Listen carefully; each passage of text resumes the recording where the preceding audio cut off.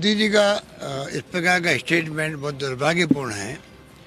जो आरोप हम लोग लगा रहे हैं का देश में क्या हो रहा है, देश किस दिशा में जाएगा किसी को नहीं मालूम, किस दिशा में जा रहा किसी को नहीं मालूम। आज हिंसा का माहौल, अशांति का माहौल, ऐसा माहौल बन गया देश के अंदर, अविश्वास का माहौल पैदा हो गया है, तनाव का माहौल है। ये आरोप तो हमारे हैं एनडीए गवर्नमेंट पर और बीजेपी पर, आरएसएस पर। और मोदी जी उल्टा ये कह रहे हैं कि हम लोग भड़का रहे हैं। जितनी विपक्षी पार्टी हैं, कांग्रेस के हमेशा आप लोगों को मालूम इतिहास क्या रहा है। जो गांधी जी के वक्त से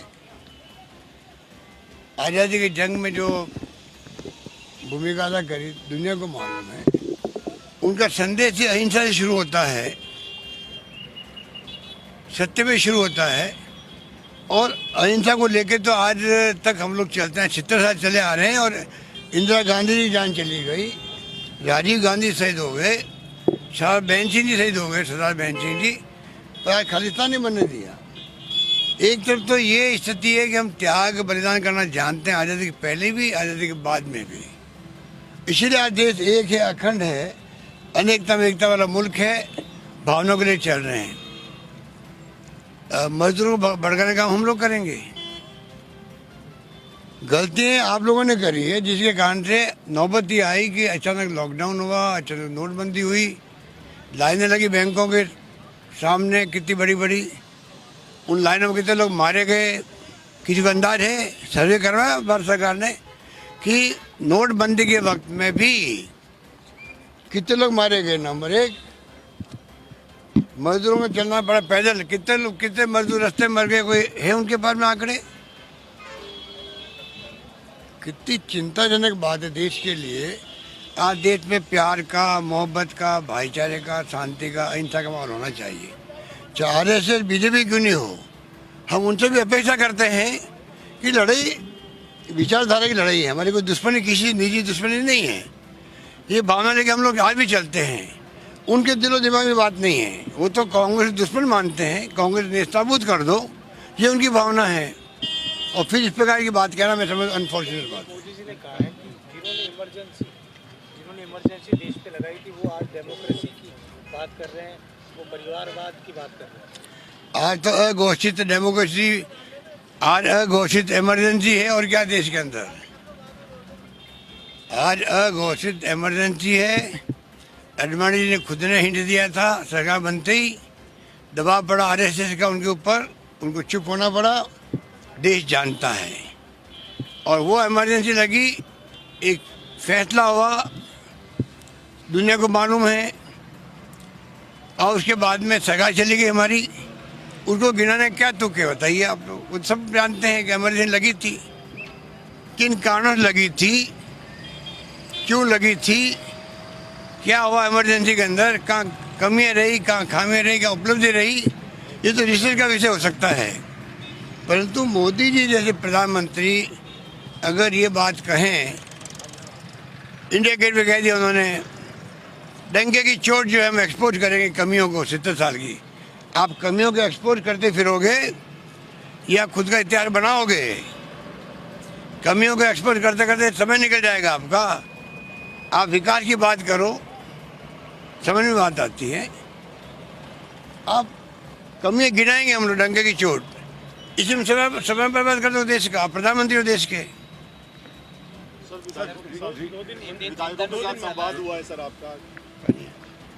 देखिए बहुत ही अच्छा रहा, 2 दिन का संवाद अच्छा रहा। खुल के सबने बात करी, खुल के सबने बात करी है। हम चाहते थे कि एक बार असेंबली भी आ रही थी और आगे चुनाव भी आएंगे, तो हम लोगों ने बहुत अच्छे ढंग से माहौल में अच्छी बातें हुई है। सबने खुल के बात करी, अपनी भी हमने अपनी खुल के बात कही है। और मैं समझता हूँ कि ऐसे चिंतन शिविर तो होते रहने चाहिए, उसी से आपस में एक दूसरे को जानने का मौका ही मिलता है। तो मैं बधाई देना चाहूँगा तमाम हमारे साथियों को, वो अच्छे ढंग से सबने मिलकर के एकजुटता का संदेश दिया है राजस्थान में। और गुड गवर्नेंस कैसे हो, उसमें भागीदारी कैसे हो, विधायकों की हो, उस पर चर्चाएँ खुल के हुई। हम चाहते हैं, हमें अगर सरकार ने आशीर्वाद दिया है और सरकार बनने का मौका दिया है और मैं तीसरी बार मुख्यमंत्री हूँ, तो मेरी नैतिक जिम्मेदारी बनती है कि मैं किस प्रकार से गुड गवर्नेंस के लिए काम करूं और काम मेरी टीम पूरी करे, तमाम विधायक लोग करें, मंत्रिमंडल के साथी करें। तब तो शासन दिया, हमें विश्वास करके जनता ने, उनके विश्वास पे खरा उतरना चाहेंगे। हम लोग उतरने का प्रयास कर रहे हैं। हमें उम्मीद है कि 3 साल के बाद में भी सरकार विरोधी लहर कोई नहीं है राजस्थान के अंदर। ये शुभ संकेत है कांग्रेस के लिए, अगली सरकार बनाने के लिए।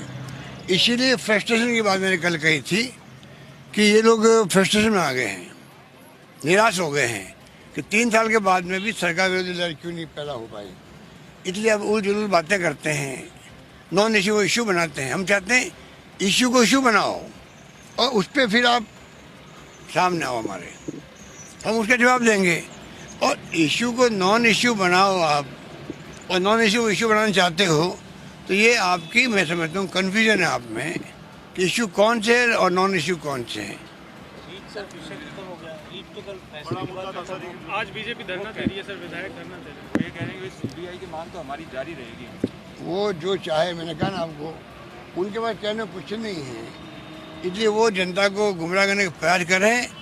तमाम बातें जनता समझ रही है, बल्कि तमाम जो ये इनकी हरकतें हैं, जिस पर कि इनके सोशल मीडिया के अंदर भी, वक्तव्य के अंदर भी, ये धरना दो, प्रदर्शन करो बिना मतलब के, जनता इनके अंदर भाव है कि ये क्या चाहते हैं, इनको मालूम है। इन्होंने कोई भूमिका अदा नहीं कर पाए, विपक्ष की ये लोग कोई मुद्दा बना नहीं पाए हमारे खिलाफ में। इसलिए अब चुनाव आते आते ही बातें कर रहे हैं। तो मैं समझता हूँ कि जनता इन बातों को समझ रही, इसीलिए इनको बार बार हरवाती चुनाव। अच्छे बाई इलेक्शन हम जीते हैं क्योंकि इनको जानते हैं जनता के, ये लोग क्या बोलते हैं, क्या करते हैं। इनके पास ठोस बात कहने कुछ है भी नहीं। इसलिए मैं समझता हूँ कि निराशा झलकती है इनके ऊपर, फ्रस्ट्रेशन झलकता है। ऊपर से भी इनको ये आदेश है कि कुछ नहीं कर पाए, तुम लोग निकम्मे साबित हुए हो। 3 साल में कुछ नहीं कर पाए तुम लोग, सरकार विरोधी लहर पैदा नहीं कर पाए, तो कम से कम सरकार को बदनाम करने का काम शुरू करो। इसलिए ऊपर से नीचे तक बातें चल रही है। एक बार बीजेपी, एक बार कांग्रेस की रणनीति पर काम शुरू हो गया, कांग्रेस बनेगी फिर। भाई जनता का मूड तो हमें हमारे पक्ष में लग रहा है। हमने काम करने की कमी नहीं रखी। कोरोना मैनेजमेंट हो, सुशासन देने की बात हो, नई नई योजना लेके आए हम लोग। सबका बीमा कर दिया 5 लाख का हम लोगों ने, हर घर का बीमा कर दिया 5 लाख का इलाज के लिए। ये कोई कम में फैसला है क्या हमारा? तो हमारी तरफ से कोई कमी नहीं रखी है और आगे भी कमी नहीं रखेंगे। जब बजट आएगा, हमारे इतना शानदार वित्तीय प्रबंधन है, हम कोशिश कर रहे हैं कि शानदार बजट पेश करें जनता के हित के अंदर और गुड गवर्नेंस देते रहें।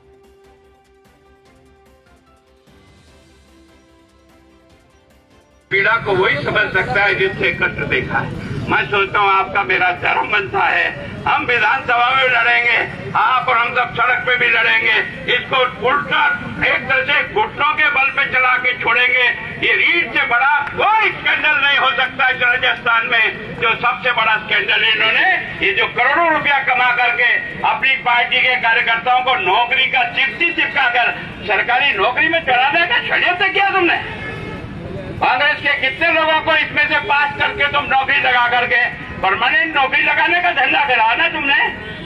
मैं केवल पैसे की बेईमानी नहीं है, इसके साथ इस चोर रास्ते से, जैसे वो बंसीलाल जी ने किया था ना, वैसा ही ये चोर रास्ते से मास्टर बनाने का एक उद्योग इन लोगों ने जो किया है, इसको पर्दाफाश करना पड़ेगा। यही निवेदन करके अपनी बात समाप्त करता हूँ। धन्यवाद।